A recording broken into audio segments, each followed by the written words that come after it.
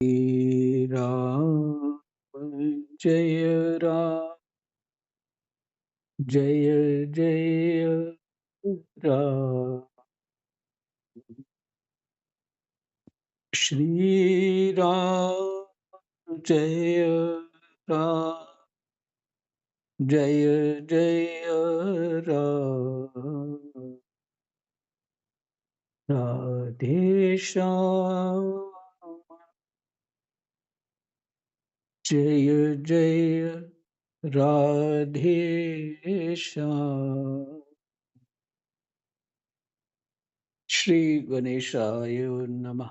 श्री सीतारामाभ्यां नमः।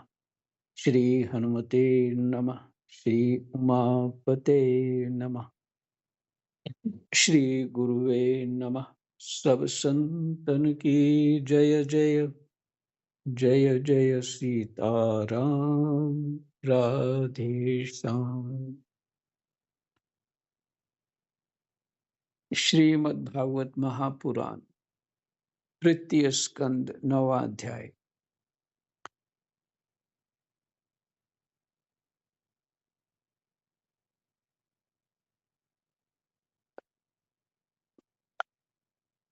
6वें श्लोक से पाठ करते हैं।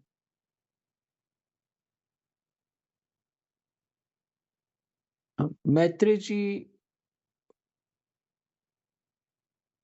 विदुर जी को सुना रहे हैं ना ये पाठ। जब तक पुरुष आपके अभय प्रद चरणार विंदों का आश्रय नहीं लेता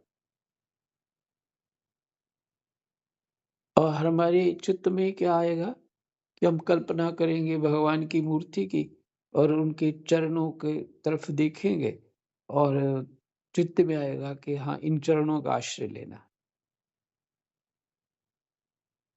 ठीक है, बस चरणों का आश्रय भगवान की महिमा का गुणानुवाद करते रहना, ये है चरणों का आश्रय।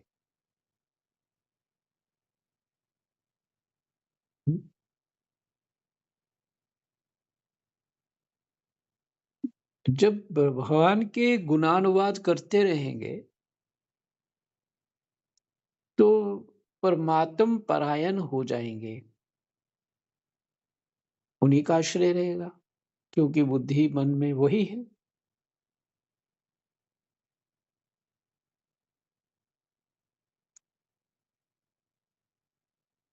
तो भगवान का गुणानुवाद महिमा जो है वही भगवान की चरण है।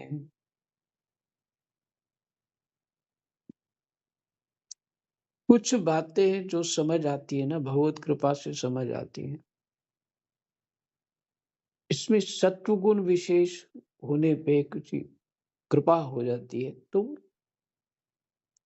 फिर भी भगवान की कृपा चाहिए, चाहे कितनी भी सत्व गुण बुद्धि हो जाए। भगवान ही उन सब बातों को समझाते हैं।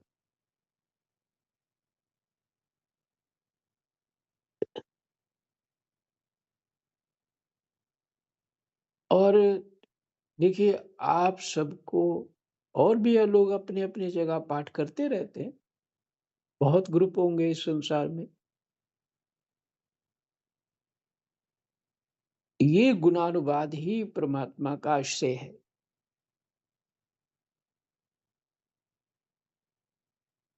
जब तक पुरुष आपके अभयप्रद चरणारविंदों का आश्रय नहीं लेता तभी तक उसे धन, घर और बंधुजनों के कारण प्राप्त होने वाले भय,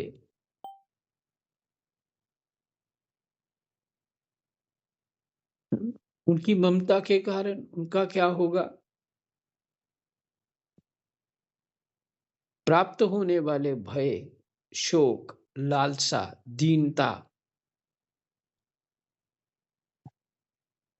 शोक भी उन्हीं उन्हीं के लिए करता, लालसा भी उन्हीं के लिए करता, दीनता भी इनका क्या होगा, तो दीनता आ जाती है। अत्यंत लोभ आदि सताते। जब तक पुरुष आपके अभय प्रद चरणार बिंदुओं का आश्रय नहीं लेता तभी तक उसे धन, घर और बंधुजनों के कारण प्राप्त होने वाले भय, शोक, लालसा, दीनता और अत्यंत लोभ आदि ही सताते हैं। मेरे को इतना धन मिल जाए, माता-पिता क्या सोचते हैं? मेरे को इतना धन मिल जाए, तो बेटी को इतना दे दूँ और बेटों को इतना दे दूँ, सुखी हो जाएँ। इतना ज़रूरत है उनको अपने वो चलता रहेगा उनको, ठीक हो जाए, ऐसे। तो ये लालसा हुई ना और चित्त उसी चिंता में रहेगा कि इनके आमदनी कैसे बढ़े।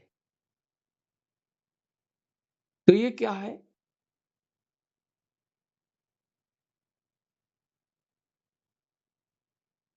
ये सब भय, शोक, लालसा, दीनता, अत्यंत लोभ आदि सताते हैं हमें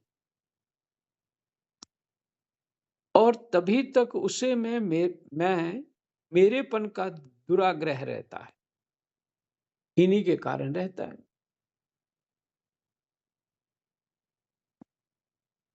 अपने आप को जब मैं मान लेंगे, मैं के साथ मेरा भी होता है और उसके साथ इसके विपरीत तेरा भी होता है। ये तेरा है, तू जाने, जैसा करना है कर। ये मैं हूँ, ये मेरा है। जो मेरा है उसकी रक्षा मैं ही करूँगा, उसकी चिंता मैं ही करूँगा। कहते हैं यही मैं मेरा, यही दुराग्रह है। लगभग 89 में एक बात सुनी थी मैंने। नर्मदा परिक्रमा में जब लोग परिक्रमा करते थे, अब तो वैसा नहीं वातावरण रहा। अब तो परिक्रमा काफ़ी ज़्यादा लोग जाते हैं। पहले कोई-कोई विरला-विरला जाते थे, महात्मा लोग जाते थे, गृहस्थी भी जाते थे। तो क्या जिसके पास वहाँ कौल भी लोग हैं जो भील लोग, वो छीन लेते थे, जो भी कुछ पास होता था। तो वो महात्मा मेरे को बता रहे थे, मेरे पास कमंडल था, तो वो उन्हीं के वो खेत, पहाड़ उन लोगों के हैं, उसी में रहते हैं, व्यवस्थाएँ भी उनकी अच्छी नहीं है। तो आया वो बोलता है कि ये कमंडल पीतल का था कि रस्ते में पानी पीना या कुछ और बाथरूम इत्यादि जो भी जाना है उसके लिए, शौच क्रिया के लिए भी चाहिए पानी। तो पूछता है ये तोर है कि मोर है? अपनी भाषा में, कि तेरा है कि मेरा है? अगर तेरा बोलेंगे तो भी छीन लेगा और यदि मैं वहाँ बोलूँगा मेरा है, तो भी छीन लेगा। तो कहते हैं ये नर्मदा मैया ने दिया है, तो फिर छोड़ दे। जो जानते थे, वहाँ के लोग इस तरह के और उनको पता लग जाता है कि इसके पास पैसे कहाँ हैं। वो दूर-दूर बैठे देख लेते हैं, चलते हुए, नहाते हुए, क्या कौन-सी चीज़ सँभाल रहा है, कहाँ पे, वो पैसे वहाँ भी चाहे कहते कहीं भी तुमने छुपा के रखे हैं, वो उसी समय निकाल लेंगे वहाँ से। तो वो पैसे भी छीन लेते। कहते ऐसे ही परिक्रमा करो, अपनी भाषा में बोलते थे। वही बात है यहाँ भी, मैं और मेरा, तोर और मोर। मैं मेरेपन का दुराग्रह जब रहता है, तो भील फिर सताने लग जाता है।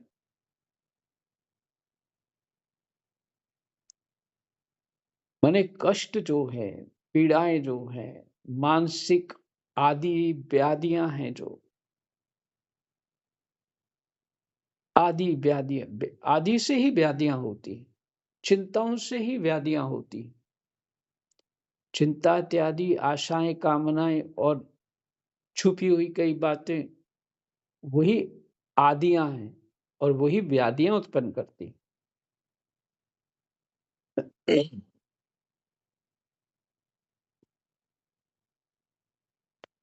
तो कहते हैं तभी तक उससे मैं मेरेपन का दुराग्रह रहता है। जब तक परमात्मा के चरणारविंदों का आश्रय नहीं लेता, जब तक भगवत कथा का श्रवण, कीर्तन, मनन इत्यादि नहीं करता, तभी तक ये मैं और मेरेपन का दुराग्रह बना रहता है। जो दुःख का एकमात्र कारण है।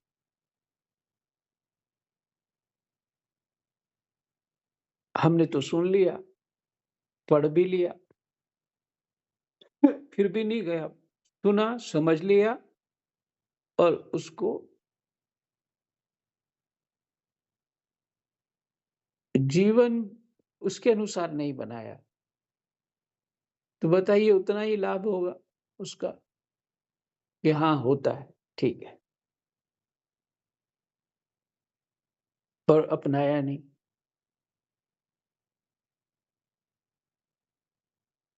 जो दुःख का एकमात्र कारण है,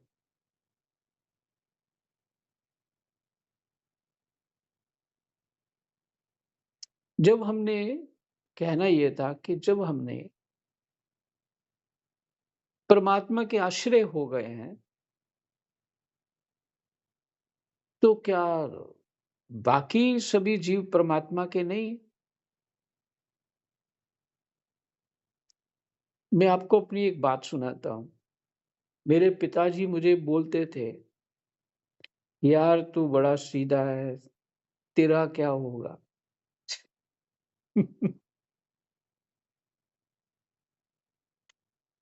हुँ, तेरा क्या होगा? तू बहुत सीधा है, तेरा क्या होगा? और भगवान के चरणों का आश्रय मिला, तो मुझे लगता है दुनिया में मैं ही सुखी हूँ। मुझे ये नहीं लगता कि कोई दूसरा सुखी है, लगता ही नहीं मेरे को। मुझे लगता है मैं ही सुखी हूँ।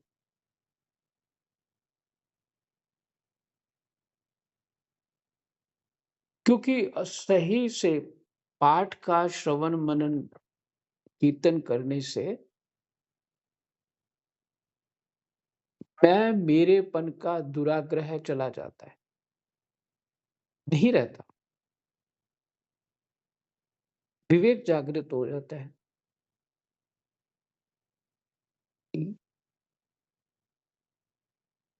जिनको मैं कह रहा हूँ कि ये मेरे हैं, वो मेरी मर्ज़ी से थोड़ी अपना जीवन बनाएँगे। वो अपनी मर्ज़ी से और अपनी मर्ज़ी में कौन-सी दिशा में जाएँगे? जिस दिशा में पहले ही दुःख जो है झुंड बना के बैठे हुए हैं। उसको बोलो दिशा अपनी बदलो, दूसरी दिशा में जाओ। कहते तुम तो बाबा जी हो, तुम्हें क्या फ़र्क पड़ता है? हमें अब जीना है, हमें कैसे करना हमें ही पता है। तो विवेक है तो जिस तरह से भगवान ने मुझे आश्रय दिया तो सबको जो माँगेगा उनको मिल जाएगा। उसको जीव रूपी जो स्थिति बनाई है वो मैंने तो नहीं बनाई, भगवान ने ही बनाई है, या उस जीव ने बनाई है। तो सबकी रक्षा पहले से ही हो रही है। और हम पता कौन है, कैसे हैं? वो डोगरी में कहते हैं, शायद पंजाबी में भी कहते होंगे, माँ कोलू हेजली सो फफे कुटन।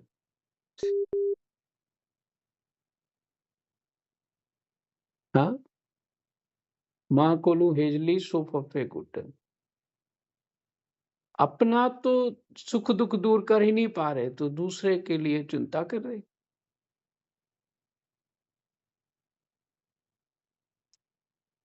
परमात्मा से पहले ही वो हर जीव आश्रित है, पहले से ही है, अनंत जन्मों से। शंकराचार्य शास्त्रों में है, शंकराचार्य वही बोल रहे थे कि जितने संसार में इस पृथ्वी पे कण हैं,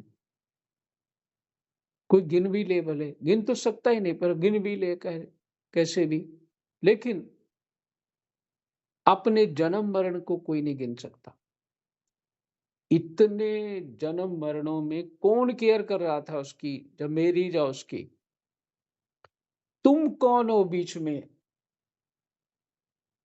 वही मैं, मेरापन, मोह, आसक्ति, इसके सिवा कुछ नहीं।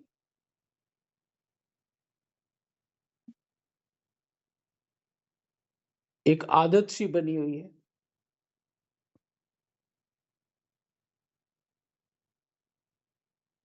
कल तुम चले जाओगे दुनिया छोड़ के, तो फिर कौन केयर करेगा? मैं बताया, पिताजी मेरे को ऐसे बोले, यार तू, तेरा क्या होगा? ऐसे बोलते थे।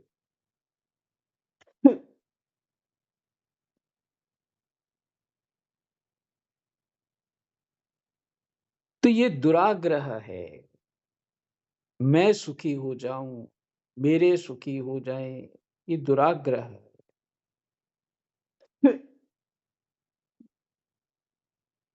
गीता जी का पाठ थोड़ी देर पहले पढ़ा है, दूसरे अध्याय में। उसमें ये था, सत्य का अभाव नहीं है और असत्य की सत्ता नहीं।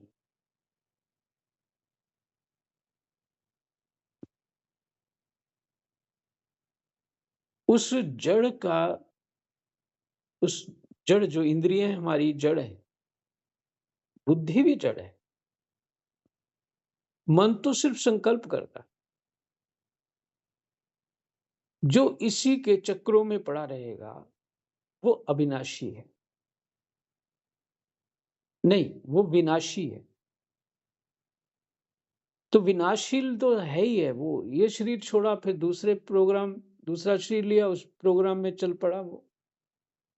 अभी पर पढ़ना है, फिर काम करना है, शादी करने, बच्चे पालने, फिर शुरू हो गया। फिर वो उसी को सच्चा संसार बना मान के बैठा। फिर जन्म कोई नया हुआ, फिर उधर से लग गया। आदतें यही हैं, वही करना है। तो ये विनाशी है सब। तो पहले वाला तो ठीक कर नहीं पाया था, वो दूसरे वाला फिर शुरू कर दिया वहां जाके। तो अविनाशी जो अपनापन है, मैंने जो स्वरूप है मेरा, उसको तू जान। वो इसी ऐसे ही जाना जाएगा, परमात्मा के गुणानुवाद से। मेरी आवाज ठीक से आ रही है? जी महाराज जी। जी जी महाराज। हाँ जी महाराज। तो जब तक ये हम अपना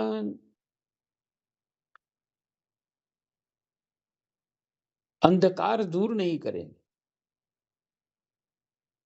अब शब्द ये है कि जो मुझे समझ आ रहा है, वो सत्य नहीं दिख रहा हमको।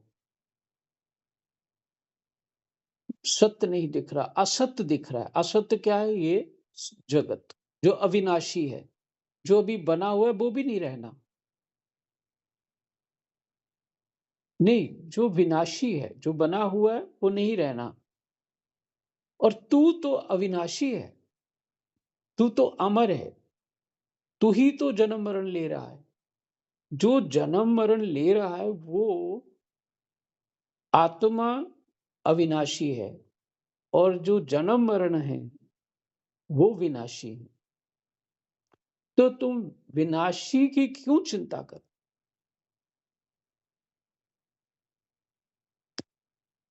वो उत्पन्न होना है, फिर खत्म हो जाना है, तो उसकी चिंता क्या करो? और उसमें सब कुछ बुद्धि है और इंद्रियां हैं, और कुछ है ही नहीं। और ये सभी चीजें जड़ हैं, और ये बदलनी है, तुम कुछ कर ही नहीं सकते उसमें। तो जब तक हम ये मूर्खता नहीं हटाएंगे, अर्थ ये है कि अभी हमें पता है कैसे दिख रहा है। जैसे उल्लू को दिन नहीं दिखता, वो रात लगती है। और रात दिन लगता है। हाँ, गीता जी में ये भी है, ये भी है श्लोक आगे जाके है। जो इसमें जागता है, कोई ऐसा है वो स्मृति में पूरा नहीं आया। तो माने जो मोह निद्रा में पड़ा हुआ है और वो इस जगत में जो जागता है, निद्रा नहीं लेता, माने वो जागता है। एक सतगुरु मेरा जागदा, बाकी जग सुता पिया। मोह निशा सब सोव निहारा, देखिए स्वप्न अनेक प्रकारा। ये है जीवन हमारा। मोह रूपी रात्रि में दिन बना के बैठे हुए है, रात बनाया वो दिन, हम दिन समझ रहे हैं। और वो कला क्या है उस माया की? रात को ही दिन दिख रहा है। उल्लू वाली स्थिति है। ये कला है उस माया की। इंद्रियों से, आंख से दिख रहा है, लेकिन है कुछ और। बुद्धि चल रही, वो निर्णय दे रही है, हाँ ये ठीक है। स्वाद आ रहा है, कान में आवाज आ रही है, स्पर्श हो रहा है, स्मेल आ रही है, आंखों से दिख रहा है, इसी को हमने सत्य माना। 5 ज्ञानेंद्रियों से अनुभव होता है, बुद्धि उसका निर्णय कर देती है, बस ये सत्य मान लिया, बस यही होता और कुछ होता नहीं है। ये उल्लू की तरह रात है, ये मोह वाली जो माया की बनी हुई, उसी को हम सच मान के बैठे हैं।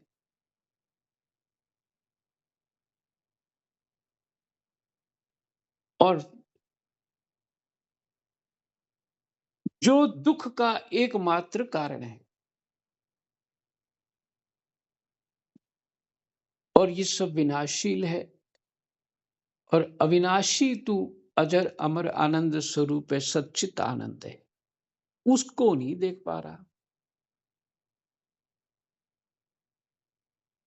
जो लोग सब प्रकार के अमंगलों को नष्ट करने वाले,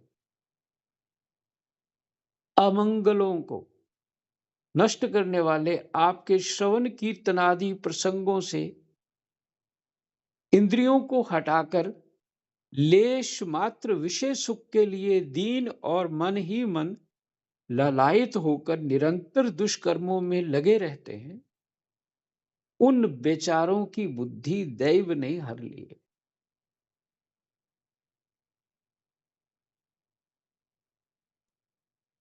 दैव कौन? कल यहीं तक पाठ हुआ था। वो ही विधाता, या ये कह लीजिए आप माया भी कह लीजिए और प्रारब्ध भी कह सकते हैं, दैव ने हर लिए।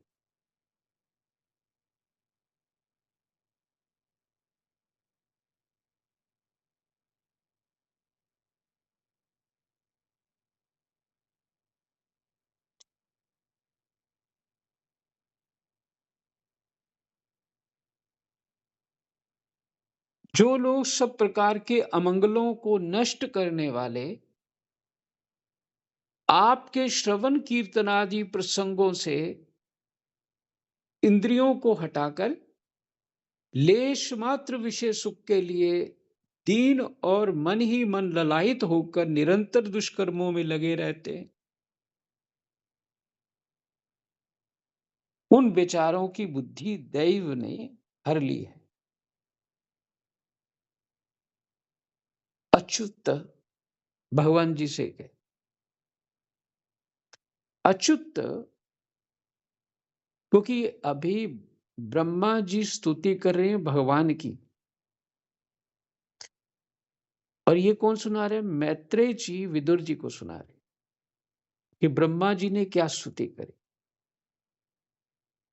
इसलिए ब्रह्मा जी कह रहे हैं अच्युत, अच्युत भगवान का नाम है।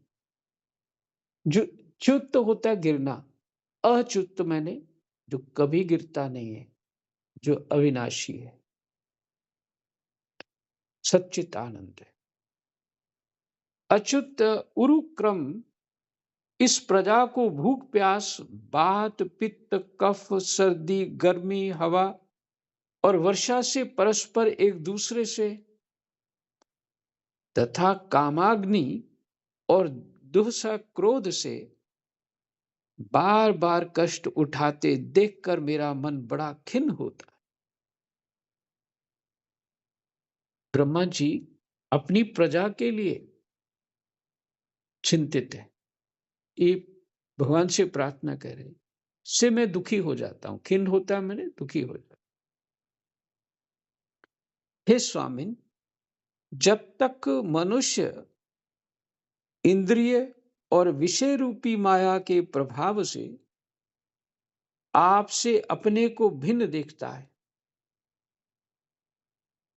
स्वामी, जब तक मनुष्य इंद्रिय और विषय रूपी माया के प्रभाव से आपसे अपने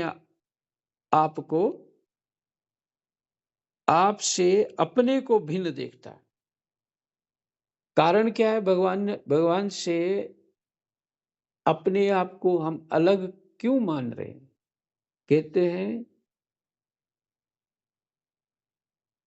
इंद्रियों के कारण और विषय रूपी माया के प्रभाव से, ये कारण है। ये इंद्रियां और विषय रूपी माया हमको भगवान से अलग फीलिंग करा रही है, अनुभव करा रही है। अपने को भिन्न देखता है। जब जीव माया के कारण आपसे अपने आप को अलग मानता है, तब तक उसके लिए इस संसार चक्र की निवृत्ति नहीं होती।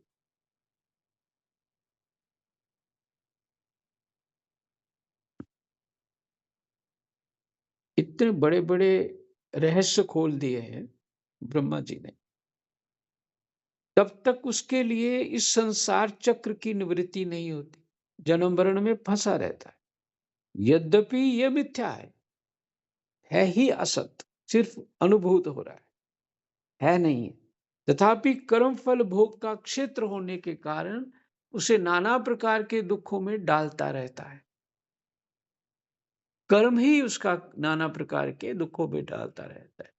जो हमारे पास अभी सुख दुख है, वो हमारा ही किया हुआ है। दूसरे को दोषी हम मानते हैं, ये विचित्रता है। कितना अंधकार है। किया हुआ हमारा है, जो भी हमको प्राप्त हो रहा है, और सुखी और दुखी कारण दूसरे को मान रहे हैं।